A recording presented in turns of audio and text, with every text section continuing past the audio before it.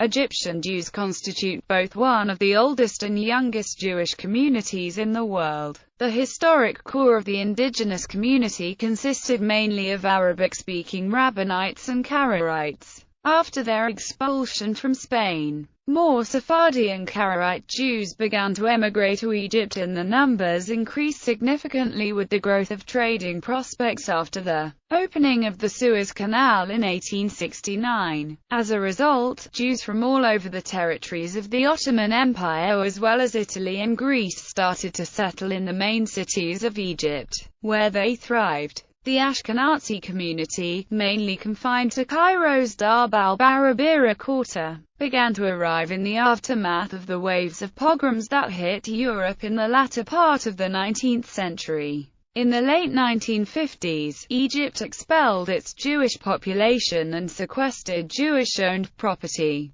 As of 2014, the Jewish population of Egypt was estimated at 120 to less than 40, down from between 75,000 and 80,000 in 1948. Ancient times. Genesis and Exodus. The Book of Genesis and Book of Exodus describe a period of Hebrew servitude in ancient Egypt. During decades of sojourn in Egypt, the escape of well over 1 million Israelites from the Delta, or the 3-month journey through the wilderness to Sinai. However, most histories of ancient Israel no longer consider information about the Exodus recoverable or even relevant to the story of Israel's emergence due to the complete lack of direct evidence for its historicity. Historically, there were no Jews in Bronze Age Egypt, because there were no Jews at all until the rise of the Kingdom of Judah in the Iron Age. Israelites first appear in the archaeological record on the Merneptah Stela from between 1208 to 03 BCE, right at the end of the Bronze Age. A reasonably Bible-friendly interpretation is that they were a federation of Habiru tribes of the hill country around the Jordan River. Presumably, this federation consolidated into the Kingdom of Israel, and Judah split from that. During the Dark Age that followed the Bronze Age term, Habiru, was more general than the biblical Hebrew. It referred simply to Levantine nomads, of any religion or ethnicity. Mesopotamian, Hittite, Canaanite, and Egyptian sources discuss them largely as bandits, mercenaries, and slaves. Certainly, there were some Habiru slaves in ancient Egypt, but native Egyptian kingdoms were not heavily slave-based. Later ancient times in the Elephantine papyri, caches of legal documents and letters written in Aramaic amply document the lives of a community of Jewish soldiers stationed there as part of a frontier garrison in Egypt for the Achaemenid Empire, established at Elephantine in about 650 BCE during Manasseh's reign. These soldiers assisted Pharaoh Psammetichus I in his Nubian campaign. Their religious system shows strong traces of Babylonian polytheism, something which suggests to certain scholars that the community was of mixed Judeo-Samaritan origins, and they maintained their own temple, functioning alongside that of the local deity Shnum. The documents cover the period 495 to 399 BCE. The Hebrew Bible also records that a large number of Jews took refuge in Egypt after the destruction of the Kingdom of Judah in 597 BCE, and the subsequent assassination of the Jewish governor, Gedaliah. On hearing of the appointment, the Jewish population fled to Moab, Ammon, Edom and in other countries returned to Judah. However, before long Gedaliah was assassinated, and the population that was left in the land and those that had returned ran away to Egypt for safety. The numbers that made their way to Egypt is subject to debate. In Egypt, they settled in Migdal, Tahpanhes, Noph, and Pathros, Ptolemaic and Roman. Further waves of Jewish immigrants settled in Egypt during the Ptolemaic era, especially around Alexandria. Thus, their history in this period centers almost completely on Alexandria. though daughter communities rose up in places like the present Kafr Dawa, and Jews served in the administration as custodians of the river. As early as the 3rd century BCE, one can speak of the widespread diaspora of Jews in many Egyptian towns and cities. In Josephus's history, it is claimed that, after the first Ptolemy took Judea, he led some 120,000 Jewish captives to Egypt from the areas of Judea, Jerusalem, Samaria, and Mount Gerizim. With them, many other Jews, attracted by the fertile soil and Ptolemy's liberality, emigrated there of their own accord. An inscription recording a Jewish dedication of a synagogue to Ptolemy and Berenice was discovered in the 19th century near Alexandria. Josephus also claims that, soon after, these 120,000 captives were freed of their bondage by Philadelphus. The history of the Alexandrian Jews dates from the foundation of the city by Alexander the Great, 332 BCE, at which they were present. They were numerous from the very outset, forming a notable portion of the city's population under Alexander's successors. The Ptolemies assigned them a separate section, 2 of the 5 districts of the city, to enable them to keep their laws pure of indigenous cultic influences. The Alexandrian Jews enjoyed a greater degree of political independence than elsewhere, while the Jewish population elsewhere throughout the later Roman Empire frequently formed private societies for religious purposes, or organized corporations of ethnic groups like the Egyptian and Phoenician merchants in the large commercial centers. Those of Alexandria constituted an independent political community, side by side with that of the other ethnic groups. For the Roman period, there is evidence that at Oxyrhynchus, on the east side of the Nile, there was a Jewish community of some importance. Many of the Jews there may have become Christians, though they retained their biblical names. There is even found a certain Jacob, son of Achilles, as beadle of an Egyptian temple. The Jewish community of Alexandria was extinguished by Trajan's army during the Jewish revolt of 115–117 CE. Arab rule. The Arab invasion of Egypt at first found support not only from Copts and other Christians, but from Jewish residents as well, all disgruntled by the corrupt administration of the Patriarch Cyrus of Alexander, notorious for his monotheletic proselytizing. In addition to the Jewish population settled there from ancient times, some are said to have come from the Arabian Peninsula. The letter sent by Muhammad to the Jewish Bani Janbar in 630 is said by al-Baladuri to have been seen in Egypt. A copy, written in Hebrew characters, has been found in the Cairo Geniza. Many Jewish residents had no reason to feel kindly toward the former masters of Egypt. In 629 the Emperor Heraclius I had driven the Jewish population from Jerusalem, and this was followed by massacres of Jewish residents throughout the empire, in Egypt, often aided by the Coptic population, who may have been trying to settle old grievances against Jewish groups.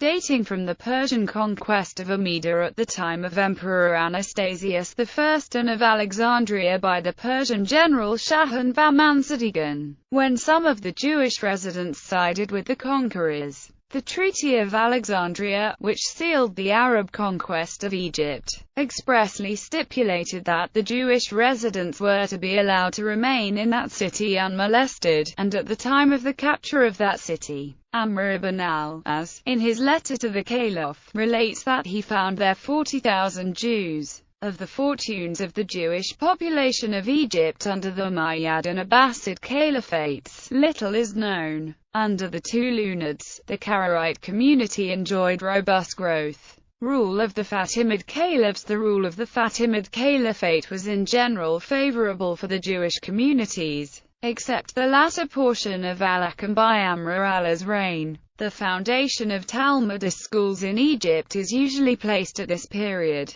One of the Jewish citizens who rose to high position in that society was Yaqub ibn Kilas. The Caliph al-Hakam vigorously applied the Pact of Umar, and compelled the Jewish residents to wear bells and to carry in public the wooden image of a calf. A street in the city, Al-Jawdariyah, was designated for Jewish residency. Al-Hakam, hearing that allegations that some mocked him in verses, had the whole quarter burned down. In the beginning of the 12th century, a Jewish man named Abu al-Munajar ibn Shayyar was at the head of the Department of Agriculture. He is especially known as the constructor of a Nile sluice, which was called after him, Bar Abi al-Munajar. He fell into disfavor because of the heavy expenses connected with the work, and was incarcerated in Alexandria, was soon able to free himself. A document concerning a transaction of his with a banker has been preserved. Under the Vizier al-Malik al-Afdal there was a Jewish master of finances, whose name, however, is unknown. His enemies succeeded in procuring his downfall, and he lost all his property. He was succeeded by a brother of the Christian patriarch, who tried to drive the Jews out of the kingdom. 4 leading Jews worked and conspired against the Christian, with what result is not known. There has been preserved a letter from this ex-minister to the Jews of Constantinople, begging for aid in a remarkably intricate poetical style. One of the physicians of the Caliph al-Hafiz was a Jew, Abu Mansur. Abu al-Fadari ibn al-Nakid was a celebrated oculist. In this century a little more light is thrown upon the communities in Egypt through the reports of certain Jewish scholars and travelers who visited the country. Judah Halevi was in Alexandria in 1141, and dedicated some beautiful verses to his fellow resident and friend Aaron ben Zion ibn al-Amanah and his 5 sons. At Damietta Halevi met his friend, the Spaniard Abu Sa'id ibn al-Halevi. About 1160 Benjamin of Tudela was in Egypt. He gives a general account of the Jewish communities which he found there. At Cairo there were 2,000 Jews, at Alexandria 3,000, whose head was the French-born R. Phineas B. Meshalem. In the Ferium there were 20 families, at Damietta 200, at Bilbais, east of the Nile, 300 persons, and at Damira 700. From Saladin and Maimonides. Saladin's war with the Crusaders does not seem to have affected the Jewish population with communal struggle. A Karaite doctor, Abu al-Bayan al-Mudiwar, who had been physician to the last Fatimid, treated Saladin also.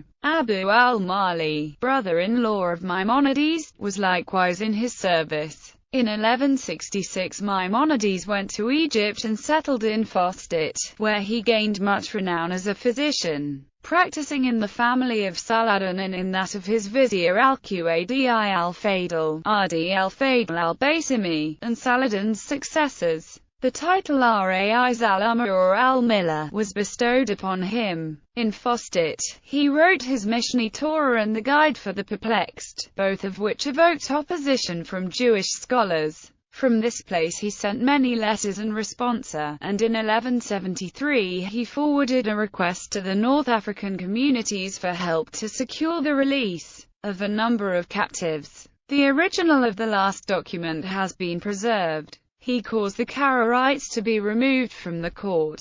Mamelukes. Under the Bahra Mamelukes the Jews led a comparatively quiet existence, though they had at times to contribute heavily toward the maintenance of the vast military equipment, and were harassed by the Qadis and Ulamas of these strict Muslims. Al-Makrizi relates that the first great Mameluke, Sultan Baybars, doubled the tribute paid by the Ahl al-Damar. At one time he had resolved to burn all the Jews, a ditch having been dug for that purpose, but at the last moment he repented, and instead exacted a heavy tribute, during the collection of which many perished. An account is given in Sambari of the strictness with which the provisions of the Pact of Omar were carried out.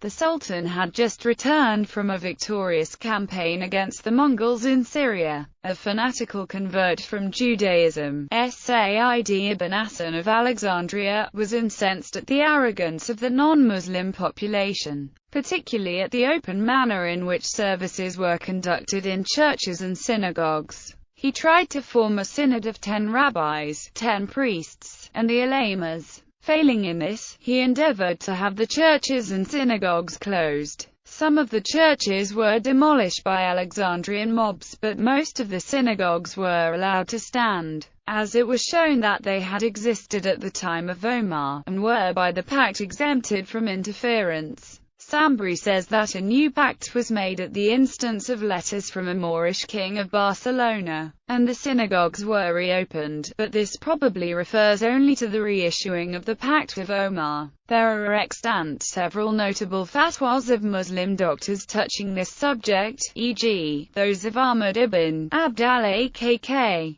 who speaks especially of the synagogues at Cairo, which on the outside appeared like ordinary dwelling houses, a fact which had occasioned other legal writers to permit their presence. According to Taqi al-Din ibn Taymiyyah, the synagogues and churches in Cairo had once before been closed. This fanatical Muslim fills his fatwas with invectives against the Jews, holding that all their religious edifices ought to be destroyed, since they had been constructed during a period when Cairo was in the hands of heterodox Muslim, Ishmaelians, Qarmatians, and Nusayris. The synagogues were, however, allowed to stand. Under the same sultan, the Jews were accused of incendiarism at Fostat in Cairo. They had to exculpate themselves by a payment of 50,000 gold pieces. Under the Berger Mamelukes, the Franks again attacked Alexandria, and the laws against Jewish customs were once more strictly enforced by Sheikh al-Mu'ayyid, by Ashraf Baz Bey, by Alahir Jakmak, and by Ait Bey. The last named is referred to by Obadiah of Batinoro.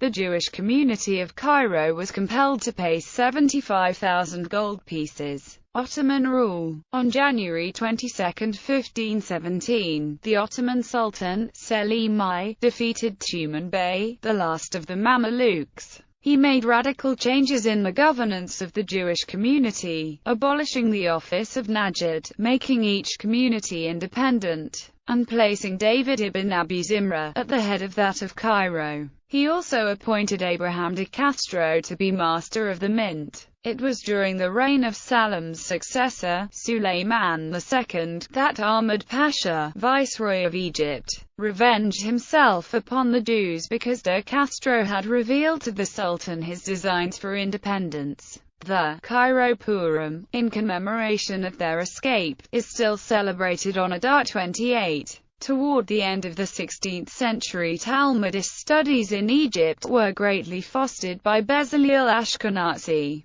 author of the Shittar Mekubazet. Among his pupils were Isaac Luria, who as a young man had gone to Egypt to visit a rich uncle, the tax farmer Mordecai Francis, and Abraham Monson. Ismail Cohen Tanuji finished his Sefer HaZikaron in Egypt in 1543. Joseph ben Moses Ditrana was in Egypt for a time, as well as Aim Vital Aaron ibn Aim, the biblical and Talmudical commentator. Of Isaac Luria's pupils, a Joseph Abel is mentioned, whose son Jacob, a prominent man, was put to death by the authorities. According to Manasseh B. Israel, the viceroy of Egypt has always at his side a Jew with the title Zarav Bashi, or treasurer, who gathers the taxes of the land. At present Abraham Al-Kula holds the position. He was succeeded by Raphael Joseph T. Shalaby, the rich friend and protector of Shabbatai Zevi.